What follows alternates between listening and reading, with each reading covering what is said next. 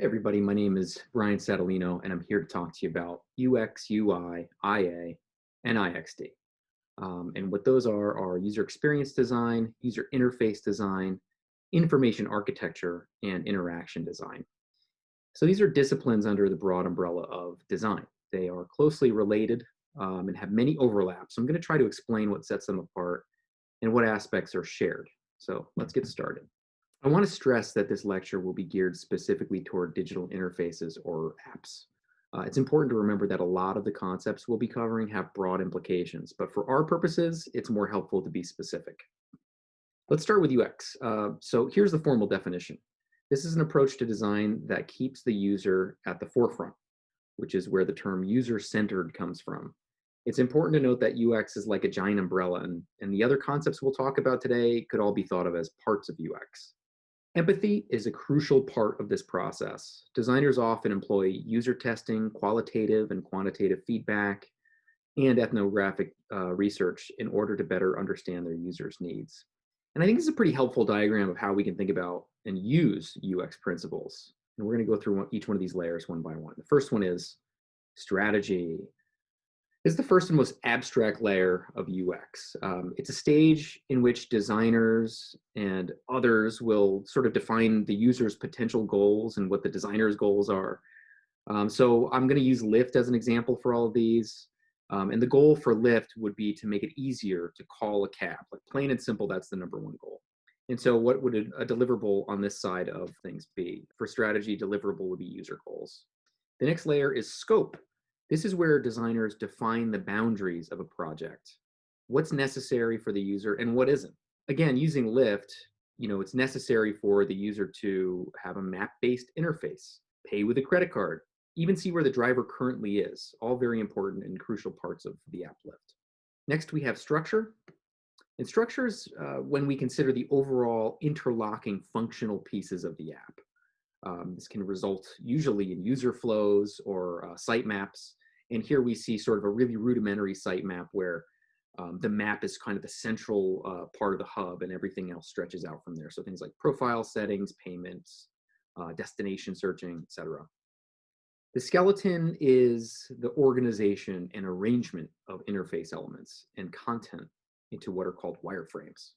And wireframes are low fidelity layouts that allow designers and users to test the app's function and the flow.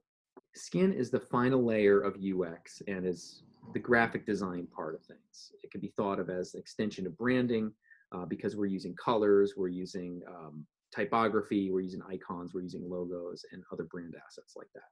So our next area to talk about is user interface design. You might see UX and UI paired together.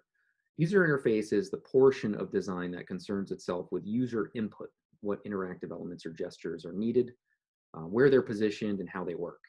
These are things like buttons, sliders, swiping, and double tapping. And I've got this really great diagram here. It's somewhat complicated, but it shows how a user might play a video game. So you have what are called actuators, different ways of recording input from the actual body of the user and how that goes through the system and the different layers of interfaces that are involved in this process. This is what we would call a UI kit. This is a library of designed elements out of context, so it's not actually showing mockups or screens, and ready to be used wherever needed. In this case, we're seeing a portion of Apple's iOS user interface. So you'll see things like the typical iPhone keyboard or volume control or the notification design, maybe the type system and indicators and icons. And here's another one, and this is Google's UI kit called Material. A lot of similar elements, but with some different design standards employed in this case. Next up, we have information architecture, which is the kind of underlying organizational structure of an app. Designers and more specifically content strategists will work within this realm to help the user orient themselves with an app. It's a pretty dry diagram that we're looking at here, but it's an app and all the screens, pop-ups, actions, and tabs are laid out, shown in an interconnected hierarchy. Remember, we saw something like this, a simple sitemap sketch, when talking about the structure layer in UX. And this speaks to how closely related these concepts actually are. And while that diagram might show the totality of every user-based function, it's sometimes really, really helpful to think of how a user might jump from one screen to the next. And this is called a user flow diagram and is a key part of information architecture. Here we can see some nameless app that has arrows depicting interlinked screens and how you can get back and forth between them. While this might seem a little complicated for you at this stage, I think a few of these are useful to take into consideration because of their impact on the graphic design of an app. For example, principle number 3 speaks to limiting the amount of information a user encounters on a given screen. This can have a big effect on the layout and the scale of the screen's elements.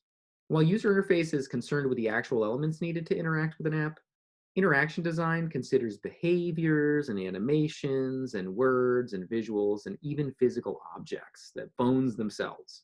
It can be kind of explained using what the Interaction Design Society calls dimensions, of which there are 5. And these 5 dimensions are opportunities to shape the user's experience with a product. Interaction designers are concerned with how fast or slow the transition from one page to the next might be, which would fall under the time dimension. Or maybe how identifiable an icon is to another culture, which would fall under the visual representations dimension. And here's a mock of some transition animations with some user interaction involved. Notice that there's some satisfying speed changes. We can see the user's pinch to zoom gestures, and buttons may pop up at different screens.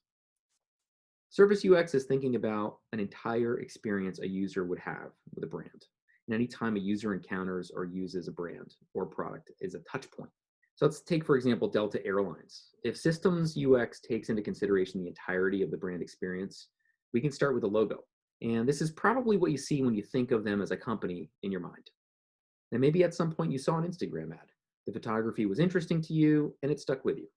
Eventually you had to take a trip and decided to visit their site along with others. And maybe you found their site easy to use and the ticket was super cheap, so you went with them. You got to the airport, spoke with the people at the check-in counter. They were pleasant and seemed to follow a friendly script when speaking. On the way back from your trip, you decided to use self-check-in instead. The touchscreen interface was quick and reactive, unlike other touchscreens you've used, and there was no confusing choices. Navigation was very, very easy. You received your ticket. The gate, boarding number, and seat assignment were really clearly printed. The seats were comfortable, the legroom was ample, the movie selection had many new releases, life was good. So I'm not really trying to sell Delta tickets here. All of these touch points could add up to a negative experience as well. The takeaway here is that you should consider and plan for all possible encounters a user will have with your brand. The goal is a consistent and holistic user experience. Next, we're going to talk about research, ideation, and discovery methods in UX. During this stage, designers and others use analog tools like pens, pencils, Sharpies, paper, whiteboards, and the amazing Post-it note. Post-it notes are one of the best tools for this stage. They're small, which means you have a limited space to write. They're repositionable, so you can group and regroup them. And they're color-coded, so you can categorize them very easily. We're going to look at some simple methods for organizing, structuring, and brainstorming your ideas. Word lists can be a great first step of the ideation or brainstorming process and is extremely easy to do. This is especially good for coming up with names for companies or products. First, we would pick a selection of words that relate to your concept. Next, you would come up with words that are connected or adjacent to that original word. Here we have the word fair, which has several meanings. And you can see that reflected. And you can see that reflected in this map, which includes the meaning for carnival, but also the meaning for reasonable as well. Mind mapping, which is also called concept mapping, is a way to organize your ideas. This is a bit more abstract than word association and can be used to brainstorm concepts. Here we have an example of deconstructing UX to understand the component concepts. In this case, we can see the designer has included information architecture, user interface, and content as subgroups of user experience design. Card sorting is even one step further than mind mapping. This exercise starts much like word association or mind mapping. You or your selection of potential users write down words and concepts on Post-it notes and start to stick them to the wall, table, any surface you have available. Gradually, you'll start to organize them into main categories, and you give these categories names. This is called open card sorting and is designed to help you think up categories as well as organize your ideas.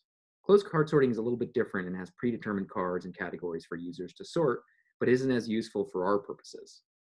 What's great about open card sorting is it's flexible. You can move ideas around really easily and try out different ways to categorize your concepts. And you can use irreverent, unrealistic methods in your ideation process. Worst possible idea is a great way to break up any fear that might surround contributing ideas in a group setting. When you're trying to come up with a really bad idea, there really are no bad ideas. So this exercise is a break with conventional thinking and becomes a refreshing and fun way to kickstart your ideation into gear. So the process is this. You start with a problem or opportunity, discuss and generate the worst possible solutions, and then identify characteristics of the worst solutions to create a viable solution. So this is easy with big problems and small problems to do. Here's a huge problem that humans face today. How do we solve global warming? My go-to worst possible idea to solve this issue is to simply blow it up. Problem solved. And I know it may seem flippant, but there are some simple lessons to learn here. Asking the question, why is this the worst possible solution? Or simply, why doesn't this work? This really will help you define the big picture values that a real solution should embody. And next up, we're going to talk about content. Content for us is the raw material of design. As designers, we take this raw content and work with it. We manipulate it to provide emphasis, to help guide a viewer's interest, or to implement order where there is disorganization. Content is most often thought of as pictures and words, in this case, product photography and a copy deck. But it's also logos, illustrations, icons, other branding assets. And raw content is basic and unadorned. This copy is simple and hasn't been filtered through a voice, so it doesn't have any personality. Images or photos are natural usually and haven't been colorized or filtered or cropped. Raw content will be developed by your team and shared. Once you have an idea of how your brand will work, you can start stylizing your content. You might edit or rewrite your copy to fit your concept. You might apply filters to your photos, illustrations, or design icons that directly relate to your logo. Developing a consistent tone of voice is very important to helping establish a brand. While the message is certainly important, how it's conveyed can really help shape a user's impression and opinion of a brand. Here we have two simple ads, a headline and some copy. Both are for a pizza place that purports to have delicious food and many different options to order. When you read either of these, you're getting the same raw information, but the impression of the brand is probably super different. The ad on the left is kind of bland and a little pathetic, and the ad on the right is much more typical. Think about how either of these ads gives you a visual impression when you read it. What sort of impression should your copy make? Okay, and the last thing we're going to be talking about today are case studies. Case studies are really important because they show a designer's process, and this is critical for user experience. You can see a clear documentation of all the research, the iterations, and the design decisions made along the way. We're going to take a look at Nick Olszewski's Ready, Wet, Go, which is a mobile gaming app for swimming pool games. Nick starts with an introduction that outlines the problem, or I guess a market lack in this case, swimming game app. He talks about his research and results. So we have that down here. How did this idea come to form? How did he start to define it using research and his own methods here? So now down further, we're moving into an exploration of design. So design research in this case. You can see him explore styles and themes. And below that, we really start getting into his own design process. After he's done a lot of visual research, he's now looking at developing his own logo in this case. We're going to see thumbnails, really all the way to a finished product. And what's great about this is that he actually includes the notes. So there's things like good type lockup, maybe this is too flat. So we can see every decision that he makes and the sort of rationale behind every decision, which is great. One of the hallmarks of a good UX project is the development and exploration of user personas. And the user persona is a fictional biography that helps the designer to sort of empathize with the potential audience. And you can see here that Nick's created three, and they're three kids. I think they're between 10 and 16 years old, and so they all have their own particular biographies that will help define how this app is used. And further down, we're going to see kind of user flows and paper prototyping. This is a really critical stage. We don't want to just jump into digital design. We don't want to jump into Adobe XD or InVision Studio. We want to use simple tools like pencil and paper and really start ideating how people will use this app in this case. And this is a huge help for mapping out the user flows and how a user might navigate everything. And you can notice that he's using, in these three photos anyway, he's using movable cards. This sort of harkens back to our card sorting exercises.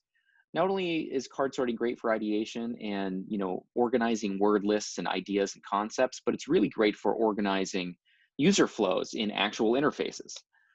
So being able to move the ideas or pages or designs around allows for a lot of flexibility as opposed to just sort of sketching it all out and then erasing and then rebuilding and then erasing and then rebuilding. It's just much faster and much more agile this way.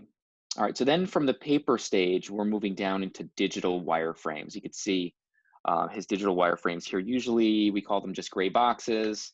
You're really starting to explore space and layout in this. That's really what the role of a wireframe is. And a lot of people use, um, XD or some of these other prototyping softwares like InVision to make these clickable so you can actually navigate them and see how they feel. See if the page you're navigating to is a natural thing to navigate to. Next up, we have the final screens. And so here's a sampling of final designs that Nick's produced here. And further down, we have some kind of key UI elements as well. And further down from that, we have a really like kind of a full complement of the flow of how a user would click. And I think this is some onboarding here where you're entering your name and your last name and signing up and all of that stuff. And then I guess we also have some watch prototyping going on here too. And then at the very end, you get a promotional video and some screen flow video. So the promotional video is going to be kind of like a commercial for this app, and the screen flow is really showing you how to use the app. I think case studies are really great because they're a really great way to see not only what you'll be designing in the realm of UX, but also how you'll be producing it. It'll give you kind of like a lay of the land for the order in which you'll be doing these things. So that's the lecture on UX and process. Thanks for watching.